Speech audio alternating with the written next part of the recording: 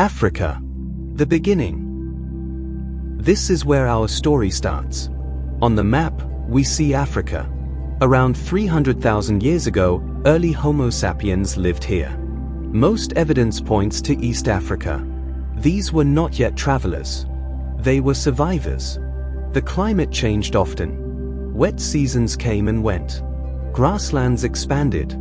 Then forests returned. On the timeline, we see this long stretch of time. For thousands of years, humans remained in Africa. They learned. They adapted. The cards beside the map show their tools. Simple stone tools, carefully shaped by hand. They controlled fire. Fire gave warmth. Fire gave protection. It allowed food to be cooked. Small social groups formed. Families moved together. They shared food. They shared knowledge. These skills were important. They prepared humans for something greater. But at this stage, they had not yet left Africa. The world beyond was unknown. The journey had not begun. Why leave? For thousands of years, humans stayed in Africa. Then something changed. The climate shifted. On the timeline, we see cycles of wet and dry periods. During wet periods, grasslands spread north. Rivers filled. Lakes formed in places that are now desert. These changes opened new paths. Animals moved with the grasslands. Antelope, wild cattle, other grazing herds. Humans depended on these animals. They followed the food. Population also grew slowly. Small groups needed new hunting grounds. More land meant more survival. On the map, we see two possible routes. One path leads north, through the Sinai. Another crosses the southern Red Sea. During certain wet periods, these routes were easier. Water levels were lower. Crossings were shorter. The world beyond Africa no longer seemed unreachable. Climate created opportunity.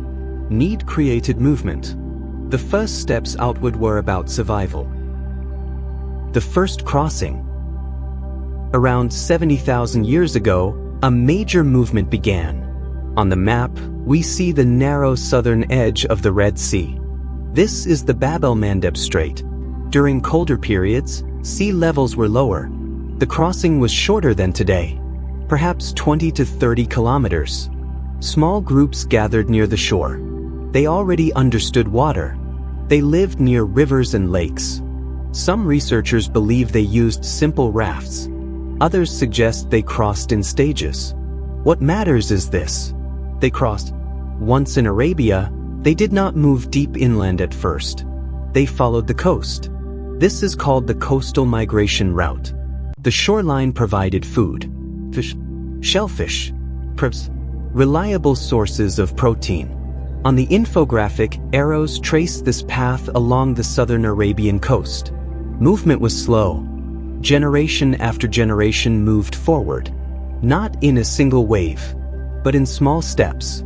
Africa was no longer their only home. The journey into the wider world had begun. Across southern Asia. After leaving Arabia, humans continued east. On the map, the glowing path moves along the southern edge of Asia. This movement took thousands of years. It was not a rush. It was a gradual spread. By around 60,000 years ago, humans reached parts of India. By 50,000 years ago, they moved into Southeast Asia.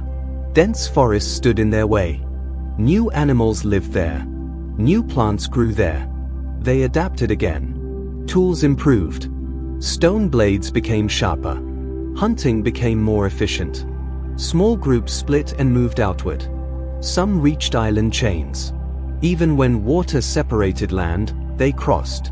Simple boats or rafts were likely used. By around 45,000 years ago, humans reached Australia. This required open sea travel. It was a major step. On the timeline, we see how quickly this expansion happened. In less than 25,000 years, humans moved across thousands of kilometers. From Africa to the edge of the Pacific. They followed coastlines. They followed opportunity. The world was becoming connected by human footsteps. into Europe. Around 45,000 years ago, humans entered Europe. On the map, we see the path moving from the Near East into the Balkans. From there, groups spread west and north. Europe was different. The climate was colder. Glacier covered large areas. Winters were long. But humans adapted again. They used animal skins for clothing. They built better shelters. They improved their tools. Europe was not empty. Another human species already lived there. Neanderthals. On the infographic, we see the comparison. Homo sapiens. Neanderthals. They shared the same land. For thousands of years, they coexisted. They hunted similar animals. They used stone tools. There was interaction. There was interbreeding. Genetic evidence today confirms this. By around 40,000 years ago, Neanderthals disappeared. Modern humans remained. Europe became another new home. The migration continued. Across the ice to the Americas. The last major migration came during the Ice Age. Around 20,000 years ago, sea levels were lower. On the map, we see a land bridge. This land is called Beringia. It connected Siberia to Alaska. There was no ocean barrier. Groups of humans followed herds across this land. Mammoths, bison, other cold weather animals. They were skilled hunters by this time. Their tools were strong. Their clothing protected them from extreme cold. Large ice sheets covered much of North America. But there were openings. On the infographic, a narrow path appears between the ice. This is the ice-free corridor. By around 15,000 years ago, humans moved south. They spread across North America, then into Central America, then into South America. In a few thousand years, humans reached the southern tip of the continent. From Africa to the Americas, the world was now fully inhabited. One species, one origin. On this map, we see the full journey. All paths begin in Africa. Over thousands of years, humans moved outward. Across deserts, across forests, across oceans, across ice. The timeline shows the long span of this movement. From 300,000 years ago to today, different lands shaped different cultures. Different climates shaped different adaptations. But the origin remains the same. Genetic evidence confirms this. All modern humans share African ancestry. The differences we see today are recent.